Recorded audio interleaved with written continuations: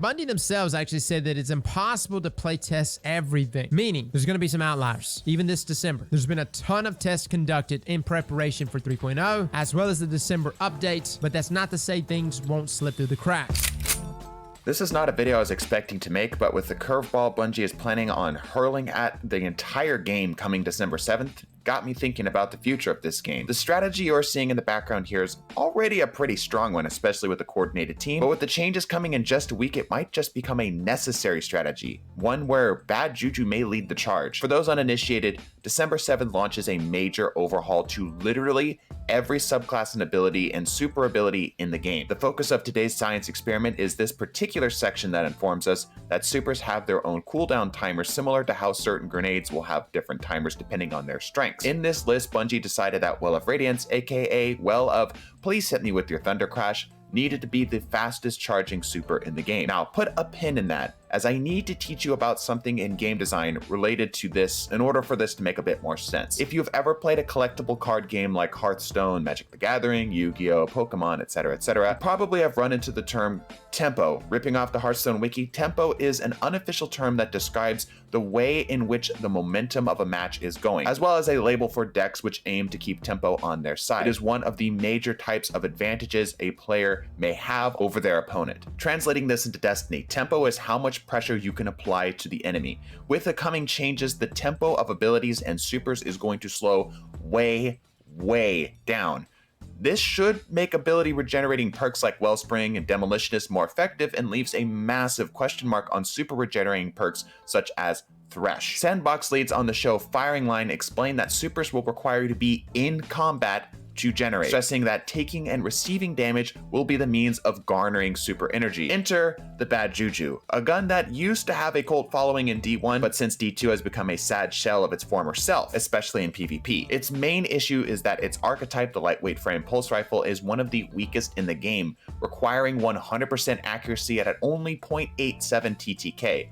This is the exact same as a hand cannon, a 140 hand cannon, the most popular hand cannon, and frankly, why would you take a gun into the game that requires more bullets to be accurate and can't peak shot nearly as well? But bad Juju's main draws was and always will be its perks. Bonus damage on kills similar to Rampage, a full magazine reload on a kill, and most importantly, super energy, bonus super energy on a kill. Back to the main discussion. Super's efficacy is not very important to the overall success of your match, at least currently, i.e. if you whiff a Nova Bomb, probably no one is going to write you hate mail for throwing like they were if you were to fudge up a Diva ult in a game like Overwatch. But when super slow way down, if let's just say they get twice the amount of time it takes for a super to be up, you can bet your bottom dollar that your roaming or shutdown supers, which presumably will be significantly slower, will feel really bad when you miss your only super of the whole game. I could be wrong here, but even if I am, expect Well of Radiance to become a sort of grand tacticianer's meta. Not only will the super happen more often by default from the patch's dynamic ability cooldown changes, but also it presumably will still generate 3 orbs of light upon popping it.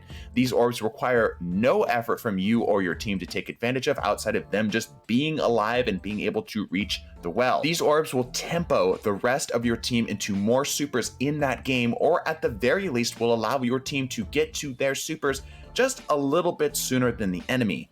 Still not convinced? Let's examine Well of Radiance itself. We have done this in the past, so I'll just kind of pin the tier list video that we talked about it in the comments, but here are the footnotes. Well grants a total immunity to stasis, which includes some of the strongest supers in the game. It also grants a 40% damage resistance, and that alongside 100 HP per second of healing means that almost every primary in the game literally can never kill you outside of like multiple people shooting you at the exact same time. The well lasts 30 seconds, which is more than enough time to secure a zone in either control, comp, or trials, and it's hopefully rather obvious where the bad Juju specifically fits into this whole picture. Bad Juju generates more super energy on kills, and because of its damage ramping and auto-reloading perks on kills, makes it a perfect option for indefinitely holding a zone. But the gameplay you are seeing here is not just bad Juju, as some of the more hardcore Juju fans are probably aware. What you are seeing is a combination of 8 intellect, bad Juju obviously, a shotgun with a soon-to-be buffed weapon perk Pulse Monitor and Thresh, and Phoenix Protocol. Yes, the same Phoenix Protocol that recently got a maximum energy refund nerf, and the same Phoenix Protocol you will take into Nightfalls to spam more wells. With all of these in combination with decent aim and good well placement, I was able to refund a little under 80% of my super energy while still standing in my well. Even if that ends up getting cut in half, that still allows you far more of the precious resource of supers for your team to be up more often. Effectively, this could negate the upcoming changes. For a bit of nuance, you can take a look at what all of these do side by side at basic kill, Thresh, bad Juju, them in combination with one another. One thing that is important to note is that the Phoenix Protocol will only allow a maximum ability refund up to 50%, at which point its perk stops triggering. So something to keep in mind, but getting there a little bit faster, I was able to get just under halfway with just 3 kills, which is not a lot to ask of a super. I mean, that's pretty damn good. If you get any more than that, that's half of your super energy back right then, right there. That's another 3 orbs halfway ready to come to your team. Again, even if this isn't gonna be even close to what we're seeing, if it's even moderately effective, this will negate some of those upcoming changes and allow your team to snowball incredibly well. What's perhaps more terrifying is that the same firing range interview, Bungie hinted that certain abilities and supers may come up even faster than before. And with the entire kit of Middle Tree Dawnblade focusing on taking and dealing more damage with buffs and overshields, my friends, we may be entering a Well of Radiance, Thresh / bad Juju, and Phoenix Protocol meta.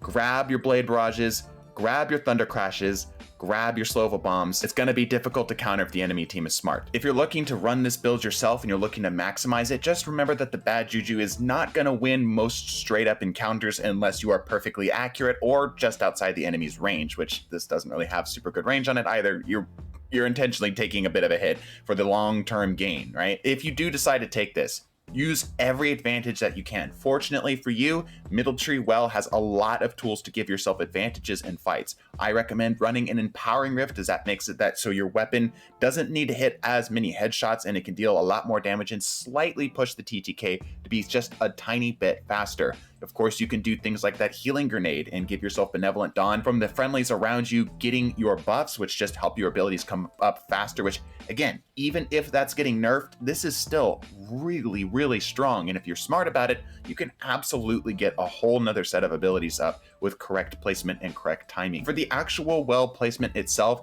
don't put it directly on a zone. Most of the time it's going to be better to place it directly in front of a zone in such a spot that the sword itself is actually able to take a bit of cover, because that sword can be destroyed, but you're in the way of the enemy. Make it to where that they have to go through you in order to get to the rest of your team, because you're nigh invincible when you're standing in that thing. There's only like a handful of things that can deal with you. That's obviously other supers, which even then, that's not super hard to deal with. Things like heavies, generally speaking, can't really deal with you, but place it into a position where you can kind of take cover, someplace that has natural cover around you. If you see that the enemy team has supers up already, maybe wait for them to fire them off before slamming yours down yourself, just to kind of get your team back up and ready. If you're the bold type, share this with your friends before the December changes come so you can look like some kind of prophet. If you're the new type, I would appreciate if you hit that subscribe button. And if you're the returning type, bless your faces. Deuces.